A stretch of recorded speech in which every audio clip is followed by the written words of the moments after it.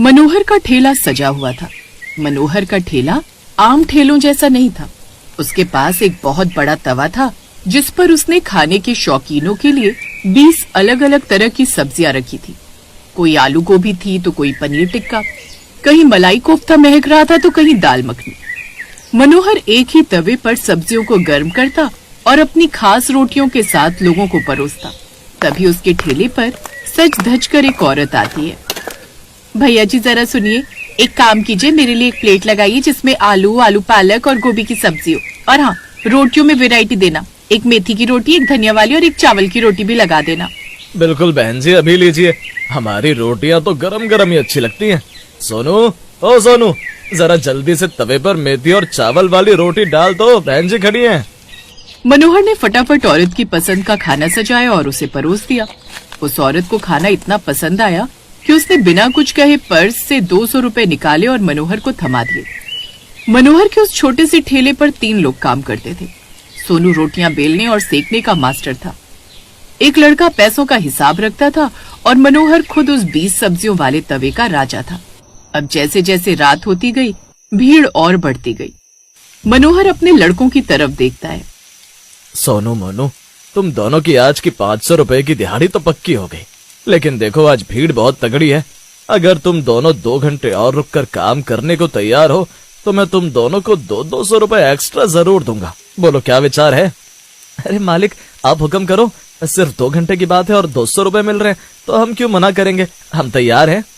दोनों लड़के खुशी खुशी काम में जुट गए क्योंकि 2 घंटे में उन्हें आधे दिन की दिहाड़ी एक्स्ट्रा मिल रही थी। मनोहर भी मनी मन हिसाब लगा रहा था और इस बात से खुश हो रहा था कि आज कमाई तगड़ी होने वाली है। लेकिन वक्त का पता ही नहीं चला। काम समेटते समेटते रात के 11 बज गए। जब मनोहर थका हारा अपना ठेला लेकर घर पहुंचता है तो उसकी पत्नी राधा दरवाजे पर ही हाथ बांधे खड़ी थी। उसका चेहरा गुस्से से लाल पीला हुआ था। आ गए आप? भला अभी भी आने की क्या जरूरत थी? सुबह 6 बजे ठेला लेकर निकल जाते हो और रात के 11 बजे घर में घुसते हो, फिर चुपचाप खाना खाकर सांड की तरह बिस्तर पर पसर जाते हो। आपको तो परिवार की तो कोई जैसे फिक्र ही नहीं है। ऊपर से आपकी माँ जब देखो मुझे ताने देती रहती है कि मैं उन्हें पोते का सुख नहीं दे रही। अरे संतान का सुख तो तब मिलेगा ना जब मुझे पति का सुख हासिल होगा। आप तो बस उसी तवे से चिपके रहते हो। मनोहर ने इधर उधर देखा कि कहीं माँ न जाग जाए। उसने झट से राधा का हाथ पकड़ा और उसे कमरे के अंदर ले गया। राधा, थोड़ा धीरे बोल, माँ सुन लेगी तो क्या सोचेगी कि उनकी बहू कैसी अश्लील बातें कर रही है। अरे क्या हो गया, बच्चा ही तो है, आज नहीं तो कल हो जाएगा। लेकिन पैसे कमाना आज के टाइम पर ज्यादा जरूरी है। कल को बच्चा होगा तो वो क्या बोलेगा कि उसके बाप ने उसके लिए क्या किया।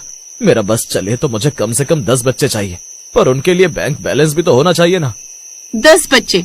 शर्म नहीं आती आपको ऐसी बातें करते हुए? यहाँ एक के लिए तरस रही हूँ और आप मजाक उड़ा रहे हो।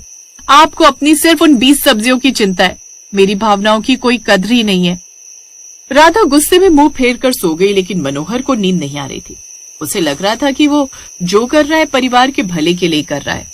अगले सुबह फिर वही रूटीन शुरू हुआ। मनोहर सुबह जल्दी उठा और मंडी जाकर ताजी सब्जियां ले आया। दोपहर होते होते उसका तवा फिर से महकने लगा। तभी उसके ठेले पर एक बूढ़ा आदमी आया जो काफी परेशान लग रहा था। बेटा, बड़ी भूख लगी है, पर मेरे पास सिर्फ 20 रुपए हैं। क्या इन 20 रुपयों में कुछ खाने को मिल जाएगा? बाबा फिक्र क्यों करते हैं, आप यहाँ बैठो। सोनू, बाबा के लिए एक बढ़िया स्पेशल थाली लगा बेटा, और पैसे मत लेना। मनोहर का दिल बड़ा था लेकिन घर की टेंशन उसे खाए जा रही थी। शाम को जब काम थोड़ा हल्का हुआ तो सोनू ने मनोहर से पूछा, मालिक आप आज थोड़े उखड़े उखड़े लग रहे हैं, सब ठीक तो है ना? क्या बताऊं सोनू, घर में कलेश मचा रहता है। राधा कहती है मैं उसे टाइम नहीं देता। अब तू ही बता, अगर मैं यहाँ खड़ा ना हूँ तो ये 20 सब्जियां कौन बनाएगा? घर का खर्चा कैसे चलेगा? मालिक बात तो आपकी सही है, पर भाभी जी भी अपनी जगह गलत नहीं है। पैसे तो हाथ का मैल है, पर परिवार का साथ दोबारा नहीं मिलता। आप कभी कभी जल्दी घर जाया करो। मनोहर को सोनू की बात थोड़ी समझ तो आई, पर लालच और जिम्मेदारी के बीच वो फंसा हुआ था। तभी ठेले पर एक रईस आदमी अपनी बड़ी गाड़ी से उतरता है। उसने मनोहर के तवे को देखा और हैरान रह गया। भाई साहब, मैंने सुना है आपके पास 20 तरह की सब्जियां होती हैं। मुझे एक पार्टी के लिए ऑर्डर देना है। क्या आप कल शाम को मेरे फार्म हाउस पर आ सकते हैं? मैं आपको मुंह मांगा पैसा दूंगा। साहब क्यों नहीं, आप बस पता लिख दीजिए, मैं और मेरे लड़के पूरी तैयारी के साथ पहुंच जाएंगे। मनोहर ने सोचा कि इस एक ऑर्डर से इतने पैसे मिल जाएंगे कि वो राधा के लिए कोई गहना बनवा सकेगा और शायद वो खुश हो जाए। कुछ घंटों बाद जब वो घर पहुंचा और उसने राधा को ये बात बताई। राधा देख, कल एक बहुत बड़ा ऑर्डर मिला है। अगर ये सही रहा तो मैं तुझे वो सोने की झुमकी दिला दूंगा जो तूने उस दिन सराफे की दुकान पर देखी थी। मुझे झुमकी नहीं चाहिए मनोहर, मुझे बस आपका वो समय चाहिए जो आप उन सब्जियों को देते हो। क्या हम कल कहीं बाहर घूमने नहीं जा सकते? कल रविवार है। पागल हो गई है क्या? रविवार को ही तो सबसे ज्यादा कमाई होती है। तू बस थोड़े दिन और रुक जा, फिर हम खूब घूमेंगे। इतना बोलकर मनोहर सो जाता है और अगले दिन मनोहर फार्म हाउस पर पहुंच जाता है। उसने अपनी पूरी जान लगा दी। लोग उसकी 20 सब्जियों के दीवाने हो गए। पार्टी के मालिक ने खुश होकर मनोहर को उम्मीद से दुगने पैसे दिए और इस तरह मनोहर खुशी खुशी घर लौट रहा था। रास्ते में उसने राधा के लिए झुमकी खरीदी और माँ के लिए साड़ी। उसे लगा आज तो सब बहुत खुश होंगे, पर जैसे वो घर के पास पहुंचा उसने देखा कि घर के बाहर भीड़ लगी है और एम्बुलेंस खड़ी है। सोनू, ये क्या हो रहा है? ये भीड़ यहाँ क्यों है? मालिक, भाभी जी अचानक बेहोश हो गई थी। माँ जी चिल्लाई तो पड़ोसियों ने एम्बुलेंस बुला ली। उसकी बात सुनकर मनोहर काफी घबरा जाता है और तुरंत अंदर भागता है, जहाँ वो देखता है कि राधा स्ट्रेचर पर लेटी हुई है और उसकी माँ फूट फूट कर रो रही थी। थोड़ी देर बाद उसे अस्पताल ले जाया जाता है और राधा का चेकअप करने के बाद डॉक्टर जब बाहर आता है तो मनोहर डॉक्टर से सवाल करता है। डॉक्टर साहब, मेरी राधा कैसी है? क्या हुआ है उसे? अरे घबराने की बात नहीं है, कमजोरी और मानसिक तनाव की वजह से ऐसा हुआ है। और हाँ, बधाई हो, आप पिता बनने वाले हैं। लेकिन अपनी पत्नी का ख्याल रखिए, उन्हें आपकी जरूरत है, पैसों की नहीं। मनोहर के हाथ से वो झुमकी का डिब्बा गिर गया। उसे अपनी पत्नी के वो शब्द आए जो उसने पहली बार बोला था। तब उसे एहसास हुआ कि वो पैसे कमाने की दौड़ में इतना अंधा हो गया था कि उसे अपनी पत्नी की तकलीफ दिखी नहीं।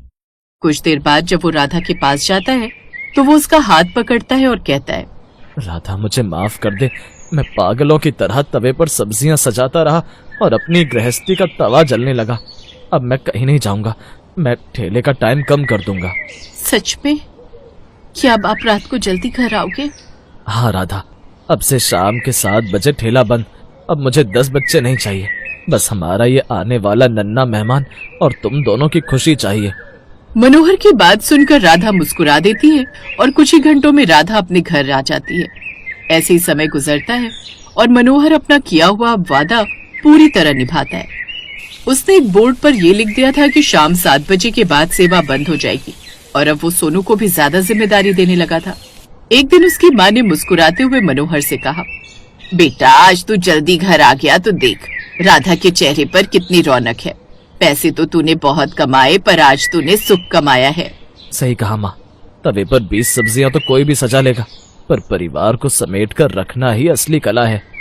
इस तरह मनोहर की जिंदगी में धीरे धीरे सब कुछ ठीक होने लगता है, क्योंकि न सिर्फ वो अपनी पत्नी और परिवार को समय देता है, बल्कि वो अपने काम को भी बखूबी करता।